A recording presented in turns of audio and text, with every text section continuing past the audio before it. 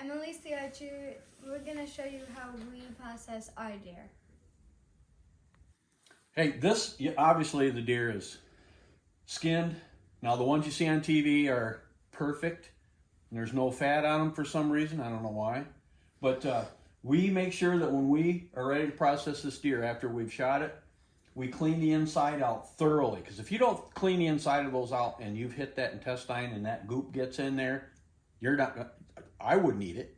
It's tainted, and you can't wash that smell and you can't wash that taste off that meat. But this one is completely clean, and me and Lacey, we're gonna take it apart. I've already taken the legs off. Up here. Yep, don't put them down. Obviously, the legs there's no bone that hooks them. You can come right down like that, and you can take them right off.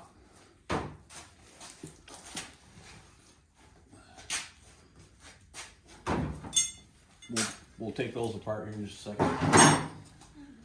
We're going to start with the flank meat. We're going to take the flank off.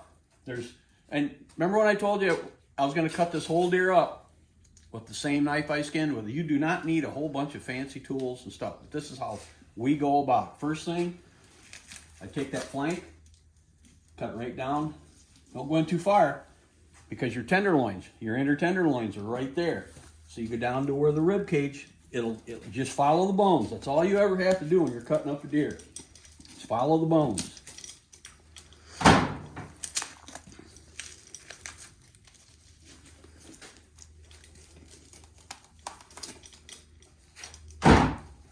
There's your inner tenderloins. I take my knife and go straight in and follow the bone right out, just like I'm scooping out an ice cream. Right in, lay it flat. Now, you can even use your fingertips. You just keep going up. And it'll stop. You'll see where it stops. It'll tell you when to stop. Of course, we'll clean that up before we fix it up, right? Throw it over there.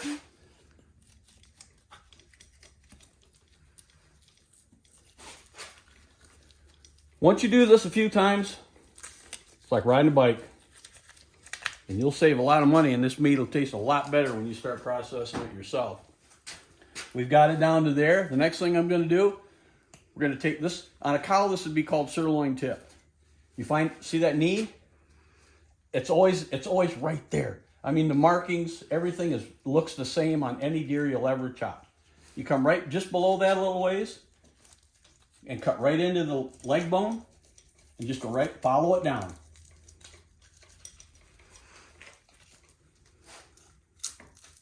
See that bone? Follow that right down to where it stops again, and then cut right straight out. That's your cut. That's your, what they call the sirloin tip on a cow. I'm gonna find that bone. Yes, a longer blade works better, but like I told you, I'm showing you how simple this can be. Now the top, you can wipe that hair off too, I mean, if you're afraid of getting a little hair in that, I feel sorry for you. Or some guys even take a little propane torch and go over it real quick and they'll burn all that out.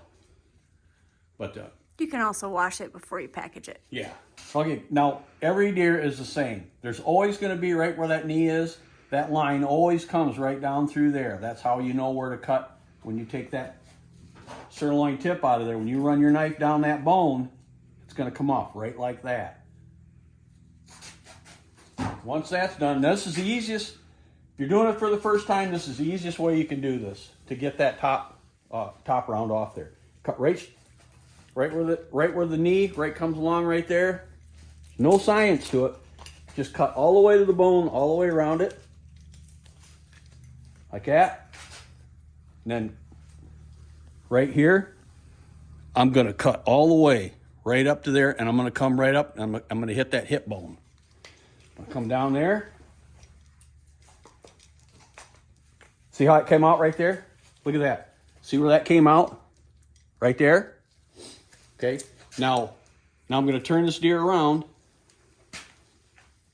to the inside, and where that bone is, I'm gonna cut about that deep right there, just about the length of the bone.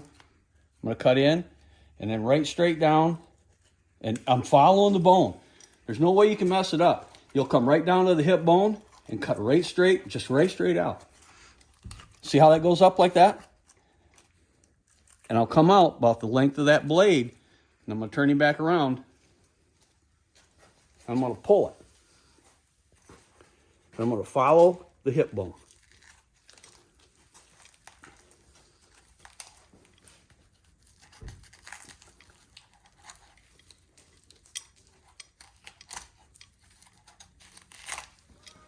That's going to come right around that hip. Oh, see, it almost fell right off.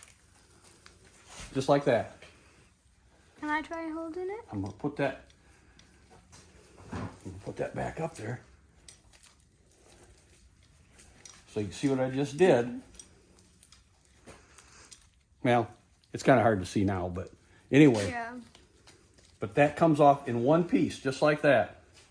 And we'll show you how to break that down. There's and you'll get little pieces like after you go back through and start cleaning it up for like hamburger and stuff like that. But now this side, you can do the same thing. Right where that knee is, I always kind of cut down towards it.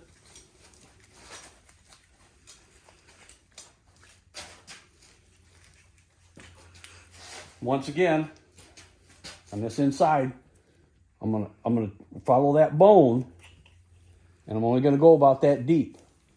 I'm gonna go right up to that hip bone, because that hip bone, see how that goes like this? It does that same thing on the other side. I'm gonna cut right up to it. When I get to it, I'm gonna go up a little bit and right out, just like that. See how that knife goes? That knife, I'm following the muscles right up, and then backside here by that bone, I'm gonna do the same thing. I'm gonna go in about 2 inches and just, once again, follow it down. Then on this back side, see how that hip bone comes around and curls and goes right under like that? I'm going to do that right here. I'm going to follow it around. Oh, I'm going to take it down a little bit further on this one, like that. Now all you do is just pull this. Just pull it. You can hear it crackling. And start following that bone a little bit more. See that? Now here's my hip bone right here. There's no real science to this. Once you cut into that, it's going to follow right down, and you're going to take the whole roast. Just follow. Look. See how I'm following that bone? See that? There's no science to this. You don't not. It practically falls apart. See that?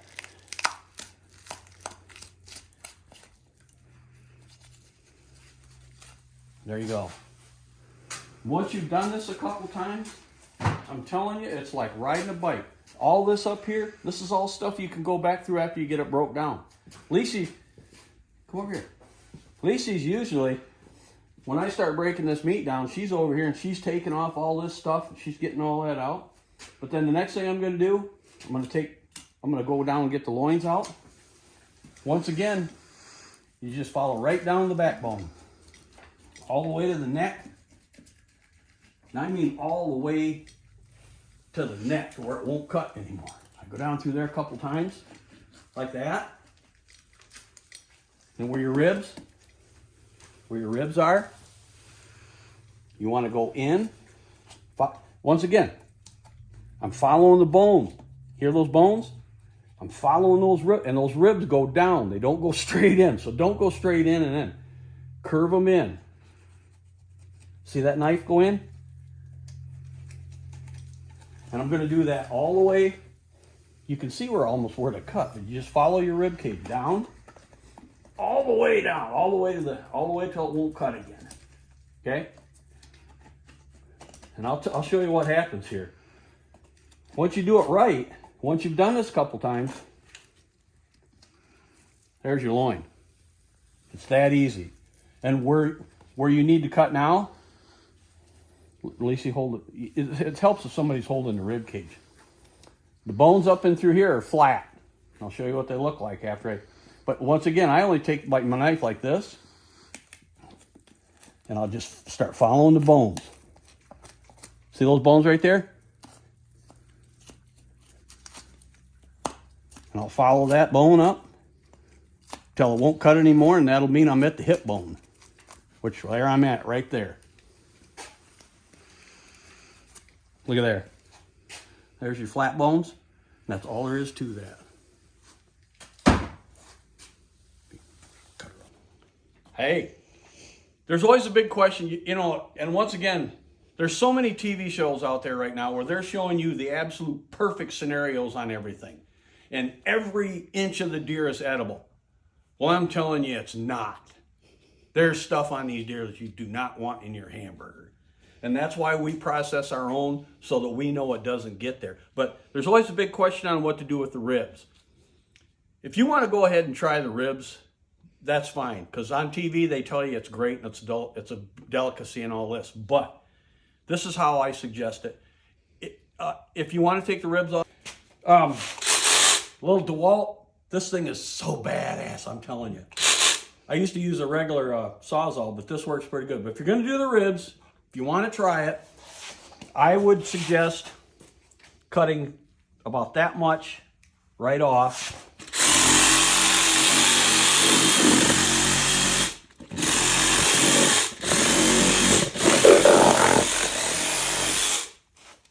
All right. If you're going to do ribs, that's up to you.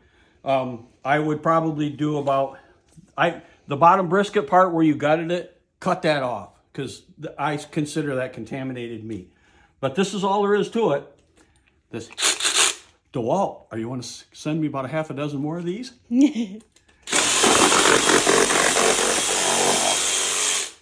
There's your ribs. It's that easy, people. This is probably a 3-year-old doe. There's probably a good amount of meat on that, but it's up to you guys. It's not something that we do. What we usually do on ours, well, I got to take that loin out yet, but I guess I can do it like this. Once again, you just follow your ribs, follow the bone.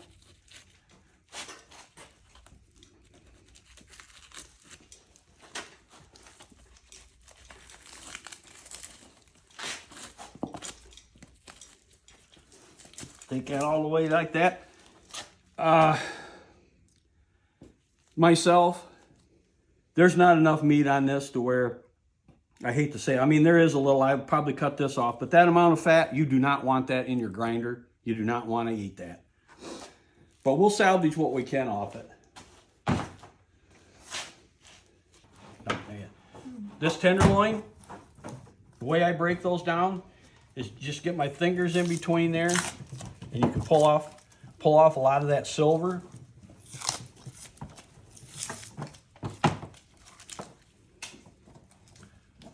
When you get up close to the neck, you're going to see that yellow cartilage right there.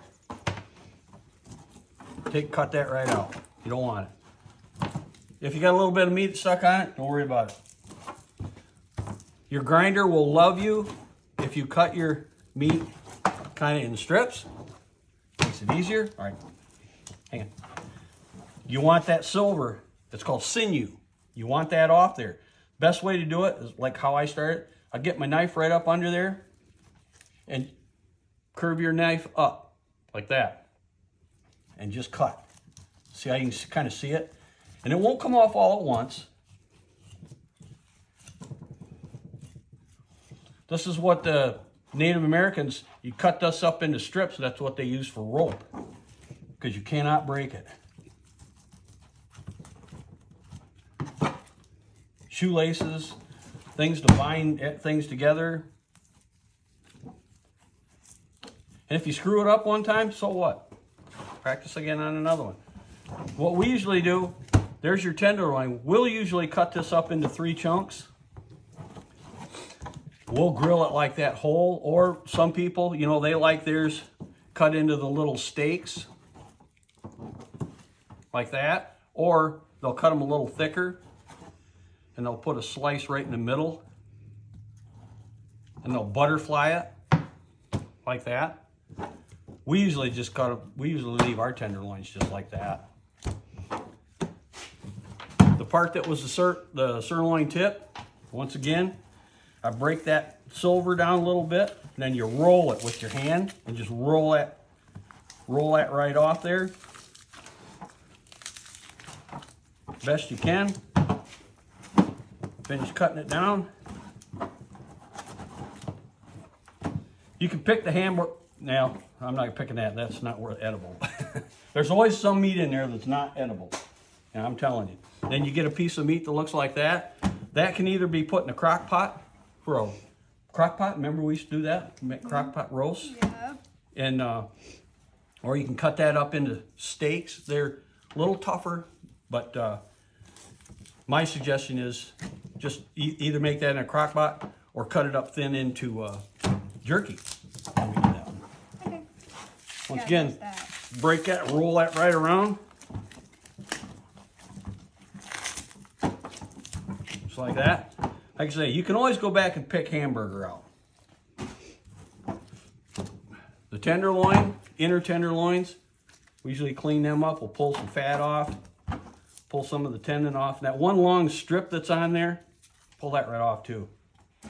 Then we wash them. Can I try this one? Yep, you can do that one. So like this?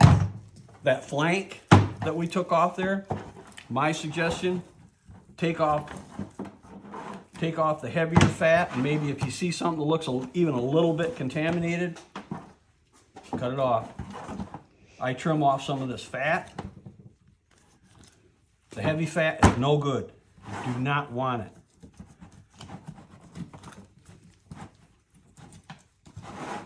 Take a little of that off there. There you go. And then I'll take this and cut this into strips so that the grinder loves me. Because the grinder does not like tallow and all that stuff. Right, this is the hind end, the butt meat.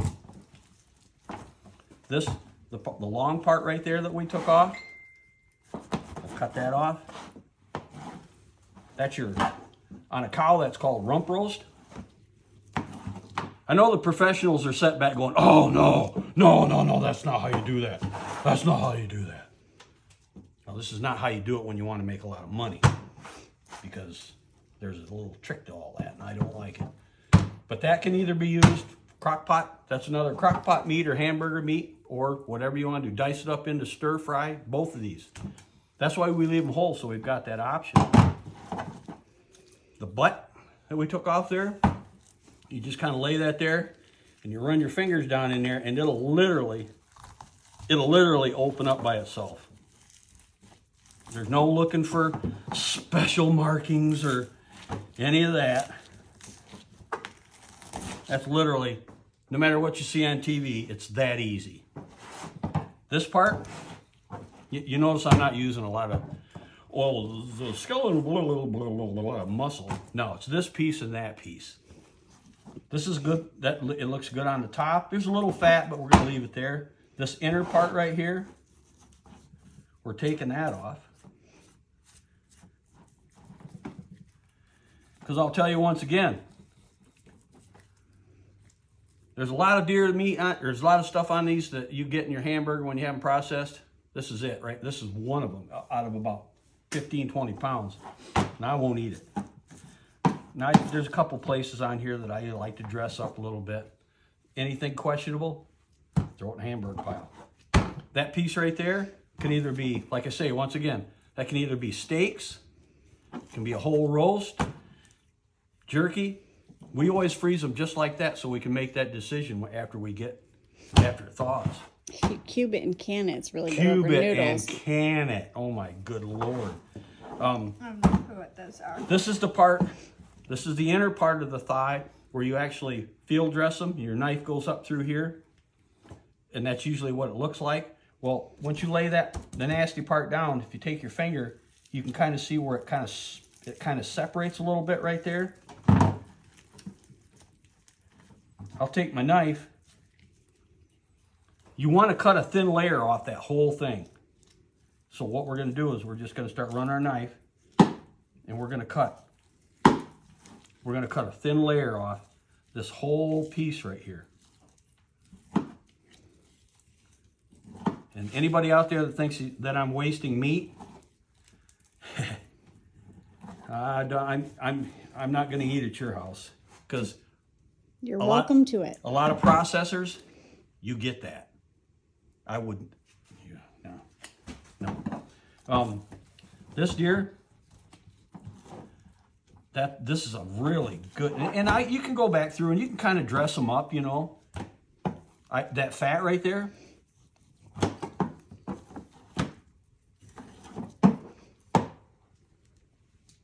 Look at that. Look at that piece of meat right there.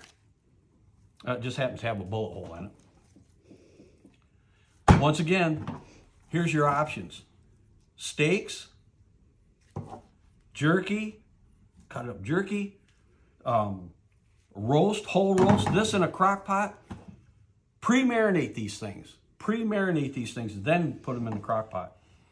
That meat will be so tender, it'll drive you crazy. But here's that. This is the one that I took and cut right straight in and cut right straight out. Once again, I take that, I'll lay it right on the back, pull it apart.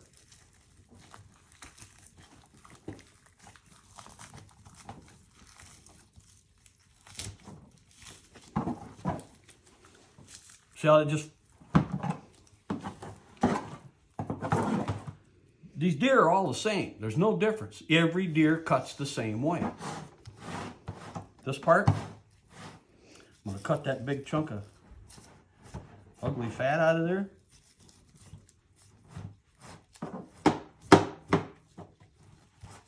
There you go. Look at that. This part, this was the part that where it was gutted. One little hanger there. You always have little hanger. I call them hangers. So I'm going to cut that big piece of fat off there.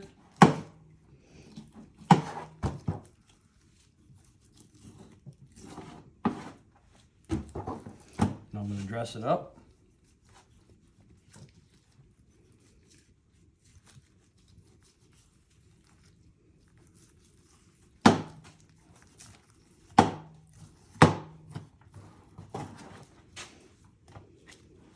You want that? You can have it. I think your dog would probably even be mad at you if you made him eat it. There you go. That is a viciously prime piece of meat right there. Once again, steak. If you're going to cut it into steaks, see how the grain runs like this? Cut against it. Cut against it like that. Jerky. Some guys like to cut it with the grain. You can cut it against, just, you know, you can thin slice it, like for jerky. I can sit there and cut that all day long if you know somebody with a slicer. But that's how we break deer down. And this front shoulder, let me show you one front shoulder. I'll do it real quick. Front shoulder. See a piece of hair there. Front shoulder, well, basically on any deer is going to look exactly like that right there. There's two ways to do this. A lot of times, if you've got access to a saw, that one's kind of blown up. If you've got access to a saw, I'm going to do this as if I'm making a roast.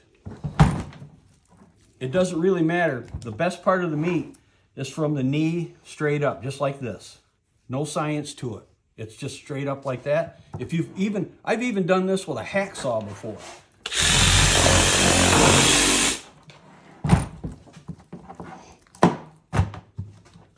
I've cut, like I say, literally thousands of deer. I've done it hanging from a tractor in a snowstorm. I've done it by headlights of a Volkswagen out in the open. I mean, there's no way I haven't done these deer. All right? You cut that, all you're doing is squaring this off. That's all you're doing. And where the bulk of the meat is, you can almost see it. The bulk of the meat is right here. I'd stay away from any elbows or tendon endings where they gather. I'd stay away from those. But, you know, I mean, this is not rocket science, folks.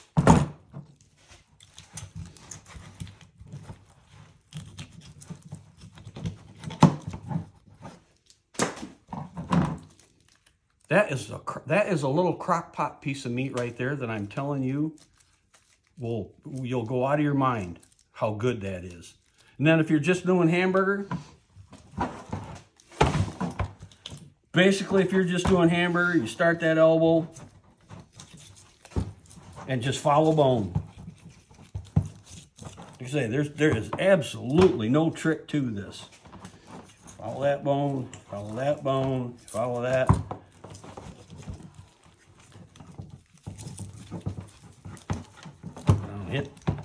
Hit that bone, cut that out. Now, you get something like that, and then all you're doing is cutting off what's good.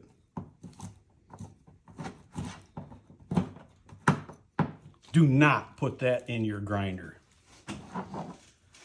May seem like you're wasting a little bit, but boy, let me tell you what, you're not. Same thing on the collar or on the shoulder blade. Shoulder blade's got a bone that goes right down through the middle of it. Just cut around it.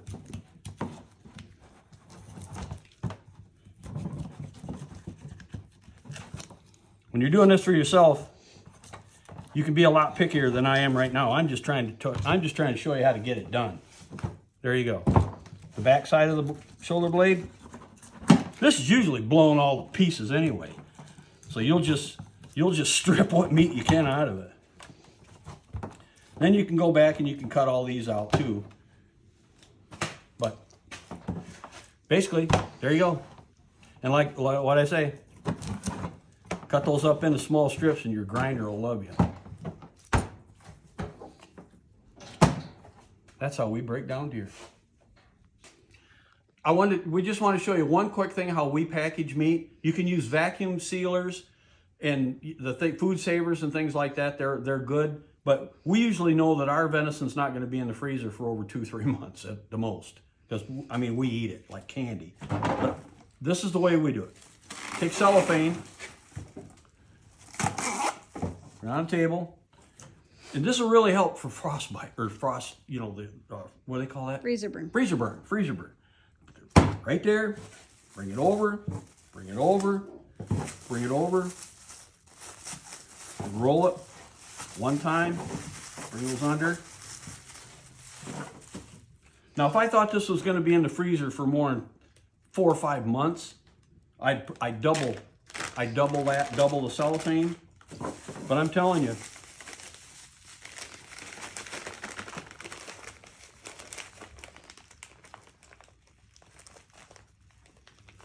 then I kind of squish the air out of it. Make sure that is sealed. That's how it's done right there. And if another thing, if you've got a marinade that you really like, marinate that meat. Marinate it and maybe, don't put salt on it.